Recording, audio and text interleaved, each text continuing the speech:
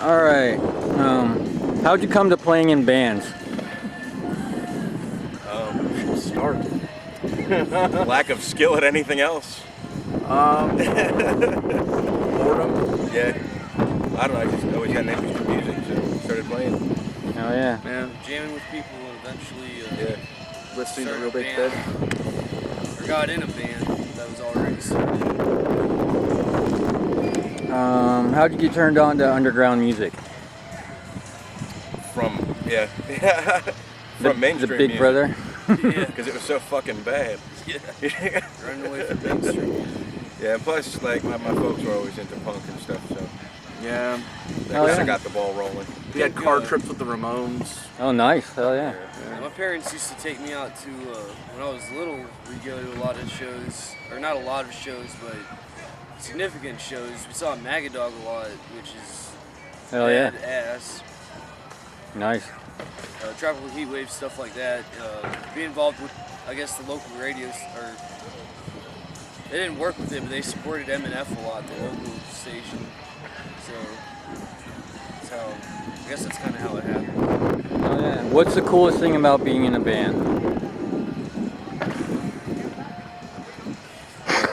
That much, huh? Getting, like, free or discount booze. There you Getting go. to play with your idols. Yeah. That's That's some of your favorite Playing with bands. your friends, too. Not having to pay to get into shows. that. Hell yeah. Granted, I'm And- playing them, but, you know, whatever. I still have to and- pay to get in. So. And making connections that last a lifetime. Fuck yeah. That was adorable, wasn't it? cute. I'm saving that one. What's the worst thing about playing in a band? Being with Lucas.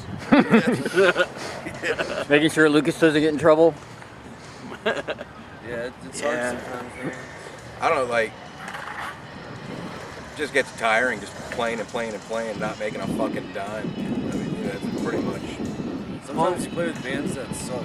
yeah. Well, to me, what's always been the hardest about playing like shows is the fact that you have friends that will plunk down like 50 or 60 bucks to see some next big thing bullshit, man. And Right. then they always complain there's not enough shows around. It's like, bitch, I have a show every weekend Yeah. for $5 at most. Yeah. And then they're like complaining about how the merch is overpriced. For your band that's selling it for $10, but they're willing to pay $30 for a band that sucks. Yeah, they're just saying people are like, oh yeah, support local music, you're killing the scene. No, you're killing the fucking scene. Yeah, hell yeah. You're Yeah. not paying for anything, you stingy piece of Oh shit. God, when they ask you.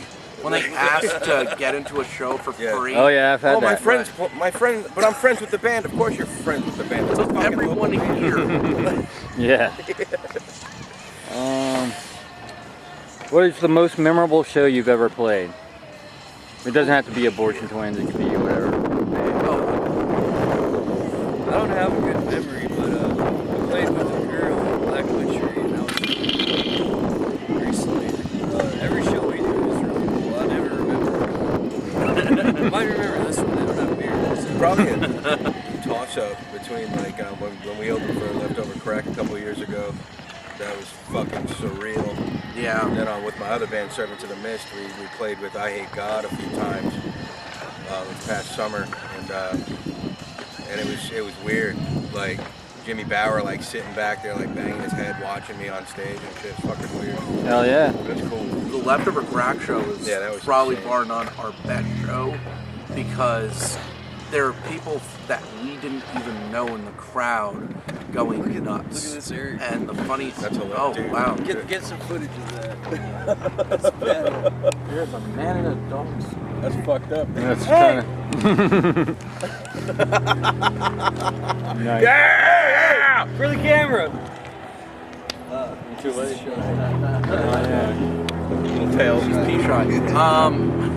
But yeah, there were so many people that came from like out of the state even. They came from like North Carolina, South Carolina, just to see that one show that we opened up and played with Leftover Crack. And the turnout was incredible. Nice. And we really didn't know what to expect. I mean, the Facebook page said like 150 people were coming. There's a line like outside of the mug, like waiting to get in. And I'm like looking for any friend, and there's maybe like 5 people we knew at the show. Yeah, but like I'd say about like 80 motherfuckers like said that they were there to see us. at the 80 door. guys which that that we was- didn't which even was weird. know. Nice. That was a weird show though too, because I had to work the door and play. Maybe that had a lot to do with the 80 people. Yeah. Oh, who are you here for? They Say didn't- my band. No, they didn't know that. They didn't even know who the fuck I was. Nice. They just liked the name. Okay. We like that. What are your goals as a band? When you're in a band, what are your goals? Definitely record. Yeah. I like trying to have that under my belt. Write and record. And the ultimate goal is just self-expression. To keep doing this until I'm still having fun. If I'm not having fun anymore, I'm gonna stop. Yeah, hell I yeah. don't see that happening. Yeah, exactly. It's too much fun. I mean, even waking up today to play a show that started at fucking noon, even that's still a blast to me. I don't care if I was hungover from the night before. Oh, yeah. It's still gonna be a blast. We were hungover. Yeah, because I was. I barely drank at all. Well, that's your problem. I just slept in the car for like 2 hours. Well, that's Oh, your. yeah. Yeah, That was a good chicken parmesan sandwich. yeah. Uh, Made by some sassy black women. Oh yeah. Do you make money or lose money playing in a band? Ah, I guess lose in some respects, but I feel like it kind of evens out. I mean, if I wasn't doing this, I'd probably do something else on the weekend. Yeah. Yeah. like with Spending any. more money. So I feel like it kind of evens out. I mean, I gotta be honest. It's a hobby to start. Yeah. You're not playing when you start out. You're not planning on really doing it for the money unless you're an asshole. Yeah. luckily enough, we didn't have to drop too much cash on this recording or any of the merch or anything. Yeah, we have friends in medium places that love us. Hell yeah. In a way, it does kind of pay Medium for place. itself. We're all I in got medium friends in medium places. We all, and I mean, they make it easier for us, and that's really all it is. I mean, we lose what we lose, we gain in hope that we can make something. Hell yeah. We gain it back in free PBR. Nice. Make free. It pays Yeah. for itself for PBR. God, if we could be sponsored by that company. That'd be great. Outside of being in a band, how do you make a living? Telemarketing. I work. I set guitars up for Dean. Guitars. He is Just the gigolo and everybody. Not a juggalo. I sell methamphetamines too. Yeah. Crack. Speaking of which, want some? Does your job know you're in a band and are they supportive? Yes. Actually, it's funny. We did this thing every year where the more sales you make, the more money. Like you end up getting this. We do this raffle, and they end up raffling off free admission to one of my concerts Oh, nice. Hell and a yeah. $50 bar tab. Oh, fuck yeah. That's And they killer. used the name of the band, and I was like, My clients. "You realize my band's called Abortion Twins?" Nice. And they're like, "Yeah, I'm gonna announce that." I'm like, "Okay." What is the biggest crowd you've ever played for? Probably, I think last month I played with a death metal band. We opened up for Obituary, and that was like 200 or 300 at the Mug. Yeah, at least. Nice. I think that was probably the most. Like a couple thousand. We opened for Danzig. Oh, yeah. Nice. Yeah, that was my other band, Service to the Mist. I'd say with the Twins, it was probably about like 300 or 400. Yeah. Leftover crack show. Nice. Yeah. It Hell all yeah. goes back to leftover crack. What's the smallest crowd you've ever played for? A couple girlfriends. Yeah, Yeah. something like that. And the wonderful staff at the Brass Mug. Hell yeah. I think like 3 people, because like it was a night where there was nothing going on originally, and the bar asked us, "Hey, you guys want to play?" And we're like, "Why not?" There Hell was yeah. that one show at the Brass Mug that was fucking hilarious. Like 10 people showed up and the bar did like $2,000 Nice. just because of our drunk friends. Hell yeah. Yeah. Have you ever been on tour? If so, where? If not, do you ever plan on touring? You know the answer to that. Ah. Yes, we've been What's on. the answer, Eric? Yes, Wait, yes. interview yourself. What's the answer to this one? Yes. Yes, yes, and yes. Yeah. We've been on tour. It was fun, and we plan on doing it again this summer. As long as we can get somebody dumb enough to fuck it. Hell yeah. Yes, That means look, you. 2015. If you want to tour the next Abortion Twins tour, Come to a city near you. If you had to give a new band advice on what you've learned being in bands, what would you say to them? Be nice. Don't be an asshole. Don't be an asshole and don't expect anything. If you're planning on doing this to make money, get the fuck out. Hell yeah. That's If pretty you're doing much it for any reason other than just enjoying playing, Yeah. Be nice. Be nice. you're gonna lose money. It's gonna ruin relationships. People are gonna get pissed at you. So Why do you have to have a show every week? Right. I deal with that. Yeah. Is your family supportive of your musical career? As much as they can be, yes. We've only had one family member come out to our show though. Our mom came out to our show like in Years ago. 2005. Yeah.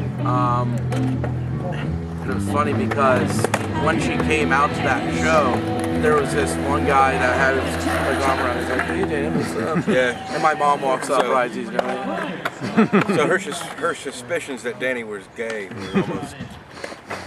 I'm sure fooling them with a girlfriend now. How is your local music scene? Do you feel bands support each other, or do you feel there is a competitive nature? They support each other. I think a lot of them talk shit behind each other's backs. And, Worst ones fucking suck. yeah, you know. I think it's kind of mixed. There's like little scenes and cliques within scenes and cliques. As far as You know. the scene as a whole, as far as music in Tampa though, I feel it's definitely, there's a lot of stuff. I think anything you would want in music, except for maybe polka, is going on in Tampa. There's polka. And there is polka too. Hell yeah. You've listened to WMNF. There's That's polka. true, yeah, there is polka. They have like shows about it. What do you think can be done to help improve the local music scene? More people should go to shows. God damn it. More people should go to shows and just realize that there's differences between each other and just get over them and just Embrace them. hang out. And just because you love the music, like you go to a show like. You go to like a big death metal show, you go to like a Cannibal Corpse show or something, you know what I mean? And you got all kinds of people there with like different political views and shit, different social views, but everybody's just like, whatever, dude, let's just get together, let's drink, let's not drink, let's fucking listen to music, Fuck politics, fuck views, let's all just get together and enjoy some good loud music together. And that's a big difference between the death metal scene and the punk scene. Yeah. The punk scene really tries to put everyone in their little niches. Yeah, man. And it just needs to fucking stop.